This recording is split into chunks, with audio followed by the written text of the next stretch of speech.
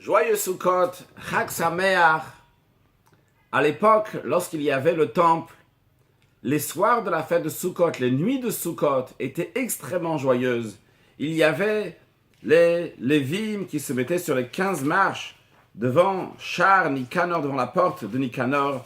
Et là-bas, ils réjouissaient tout le monde avec grande joie.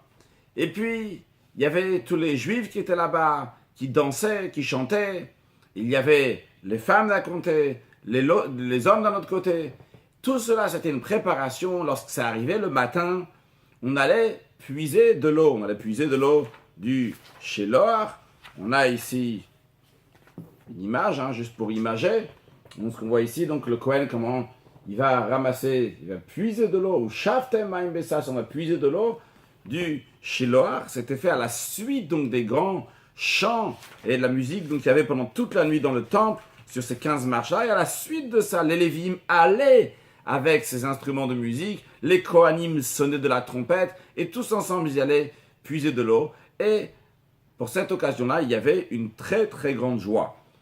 Dans la Torah, ce qui est écrit, c'est qu'il faut verser du vin tous les jours de l'année sur le misbéach, sur l'autel. Ce qu'il y avait de particulier le jour de Sukkot, c'est qu'il n'y a pas seulement le vin qui est versé sur le misbéach, mais sur l'autel, mais il y a aussi l'eau qui est versée sur l'autel ce jour-là, les jours de la fête de Sukkot. Ce n'est pas écrit clairement dans la Torah qu'il faut verser de l'eau, comme on voit aussi sur cette image-là.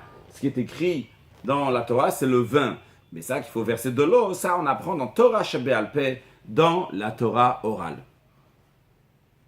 De nos jours, bien qu'il n'y a pas encore le temple, très prochainement le temple va être reconstruit avec la venue de Mashiach Now.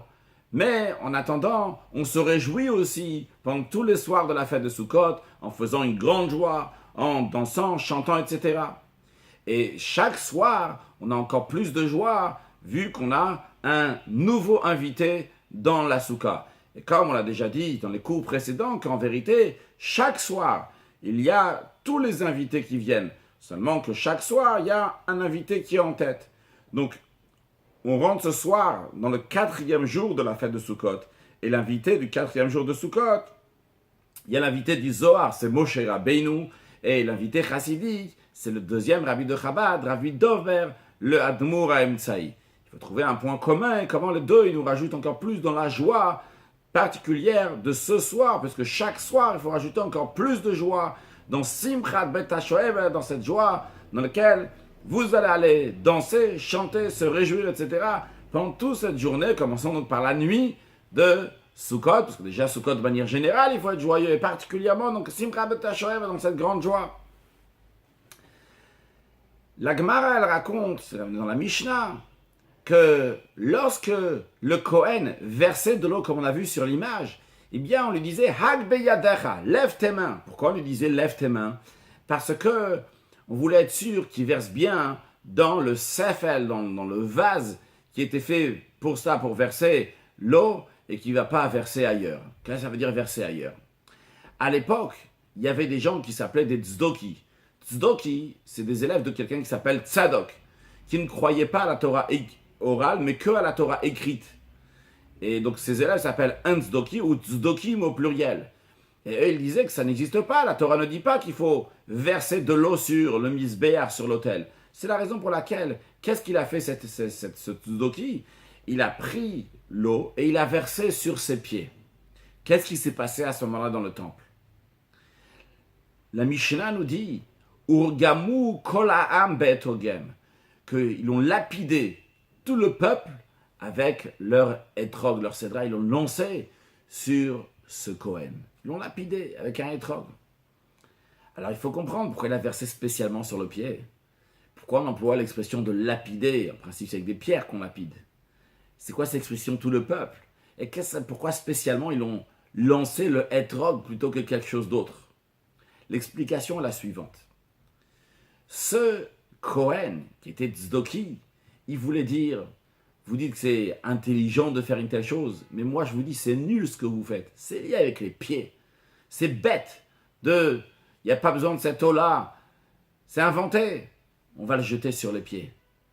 Mais le peuple ont lapidé. Lapidé, la première des choses, ils ont dit une telle personne, elle a un cœur de pierre, quelqu'un qui ne comprend rien.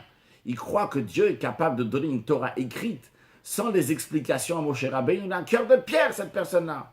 À cela fait allusion lorsqu'on dit qu'ils l'ont lapidé. En effet, lapidé, c'est avec des pierres. Ici, c'est l'idée de pierre qui est là. Tout le peuple, quand on dit tout le peuple, ça ne parle pas spécialement des érudits. On parle du peuple. C'est la partie simple qu'il y a dans le peuple. Qu'est-ce que cela veut dire? Lorsque quelqu'un veut essayer de mettre des fois sa compréhension, on lui dit non, non, non, tu risques de te tromper. Il faut garder cette simplicité, il faut garder cette émouna, cette foi qu'il y a en Dieu, que ce Dieu, il a donné la Torah écrite et aussi bien la Torah orale. Et avec quoi ils l'ont lapidé? Avec le hétrog, avec le cédra. Le cédra qui a toutes les qualités, il a le goût, il a l'odeur, qui représente, dans la personne même, ça représente la faculté intellectuelle, le meilleur qu'il y a dans la personne. C'est pour te dire, c'est vrai, ça a l'air simple. Et des fois, quand ça a l'air simple, on dit, c'est nul. Pas du tout. Cette simplicité arrive même dans la compréhension. Ça, le fait de garder la Torah orale, ça peut être logique, et ça devient tout à fait logique. Et on a même un plaisir, parce que quand on comprend les choses, à ce moment-là, on a un plaisir. Alors, lorsqu'on parle de l'invité ce soir, c'est Moshe Rabbeinu. Alors, Moshe Rabbeinu, c'est quoi tout son sujet? C'est la Torah. Moshe Rabbeinu a fait plein de choses pour le peuple juif. Il leur a donné de la matière, il leur a donné du spirituel, mais son sujet, c'est la Torah, à tel point qu'on dit Zichru Torat Moshe Avdi. Souvenez-vous de la Torah de Moshe, mon serviteur. La Torah est appelée au nom de Moshe. Et d'ailleurs, on l'appelle Moshe Rabbeinu, notre maître, bien qu'il a fait plein d'autres choses. Moshe Rabbeinu, parce que c'est notre maître, celui qui nous enseigne la Torah. Et comment on doit étudier cette Torah de Moshe Rabbeinu? Avec le plaisir, avec le goût, et aussi bien la Torah écrite que la Torah orale. Et ce point-là, d'étudier la Torah avec du plaisir, on le retrouve aussi chez le deuxième rabbi de Chabad, Rabbi Dovber. Le premier rabbi de Chabad a donné les points essentiels de la Chassidut Chabad.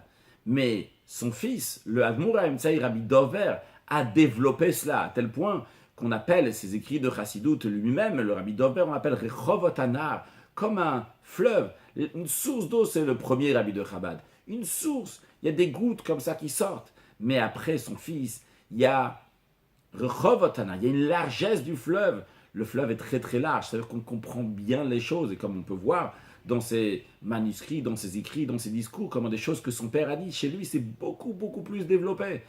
Parce qu'il a donné encore plus de goût à la Torah. Alors justement, la particularité des invités, le point commun qui est entre les deux invités de ce soir, de Moshe Rabbeinu et Rabbi Dovber, c'est l'étude de la Torah. Mais comment l'étude de la Torah? Avec un maximum de compréhension, avec un maximum de plaisir.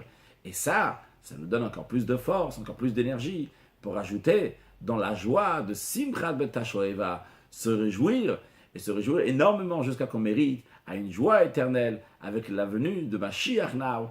Joyeux Sukkot!